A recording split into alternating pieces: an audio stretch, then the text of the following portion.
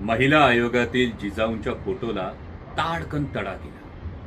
महिला आयोगातल्या जिजाऊंच्या फोटोला ताडकन तडा गेला जेव्हा तिथल्या खुर्चीला रांझ्याचा पाटील हा पितृतुल्य झाला.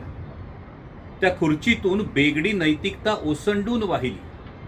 त्या खुर्चीतून बेगडी नैतिकता ओसंडून वाहिली.